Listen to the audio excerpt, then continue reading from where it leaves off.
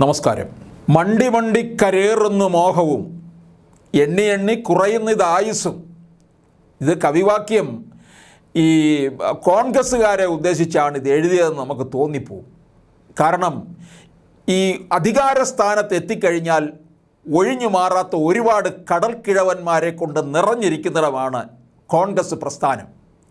ഇപ്പോൾ അതിനിടയ്ക്കാണ് നമ്മുടെ തിരുവനന്തപുരത്ത് മത്സരിക്കുന്ന, അതായത് 4ാം ഊഴം തേടുന്ന ശശി തരൂര് തൻ്റെ തെരഞ്ഞെടുപ്പ് ജീവിതം ഈ വർഷത്തോട് അവസാനിപ്പിക്കുകയാണ് എന്ന് പറഞ്ഞിരിക്കുന്നത്.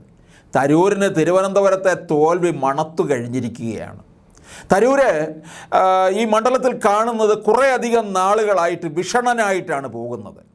കഴിഞ്ഞ ദിവസമൊക്കെ അദ്ദേഹം ഉള്ളൂർ കഴക്കൂട്ടം ഭാഗത്ത്, തിരുവനന്തപുരത്തിൻ്റെ ഹൃദയം ആണ്, ആ ഭാഗത്തൂടെ ഈ ഒരു എടുപ്പ് കുതിരയെ പോലെ ഇങ്ങനെ തുറന്ന വാഹനത്തിൽ ഇങ്ങനെ പോവുകയാണ്.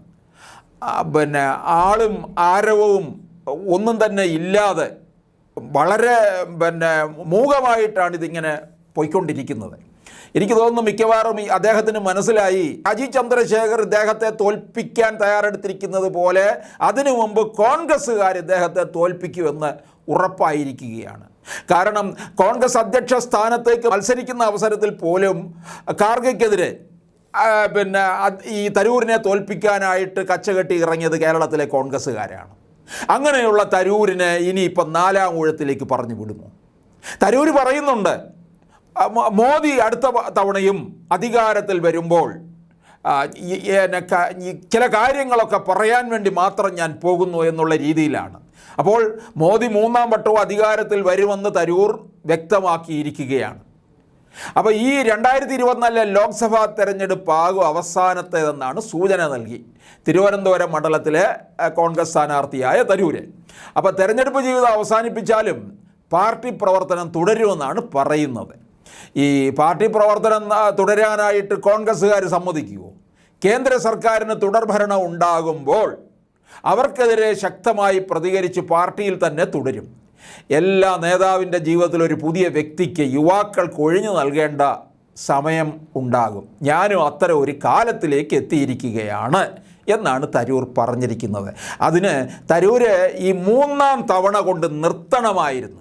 ഈ സ്വരം നന്നാകുമ്പോൾ പാട്ട് നിർത്തണം എന്ന് പറയുമല്ലോ, എന്നൊരു ചൊല്ലുണ്ടല്ലോ. ഈ 3ാമത്തെ തവണ യഥാർത്ഥത്തിൽ തരൂര് നിർത്തേണ്ടിയിരുന്നു.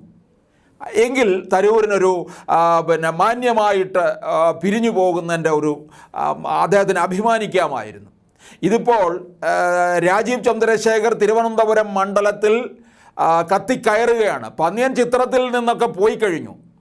അപ്പോൾ തരൂരിന് രാജീവ് എന്ന എതിരാളിയിലൂടെ തനിക്ക് പരാജയം മണത്തെറിഞ്ഞു കഴിഞ്ഞപ്പോഴാണ് തരൂർ ഇത്തരത്തിലൊരു തീരുമാനമെടുത്തത്. എന്തായാലും ഈ കോൺഗ്രസ്സിലെ കടൽക്കിഴവന്മാരൊക്കെ ഇത് കേട്ട് പഠിക്കേണ്ട സമയവുമായിരിക്കുകയാണ്. കുറേ പേരുണ്ടല്ലോ അധികാരമോഹികൾ. ഇത്രയും അധികാരമോഹികൾ ലോകത്ത് എവിടെ ഉണ്ടോയെന്ന് ചോദിച്ചാൽ അത് കോൺഗ്രസ്സിനകത്ത് തന്നെ ഉള്ളൂ എന്നുള്ളതാണ്.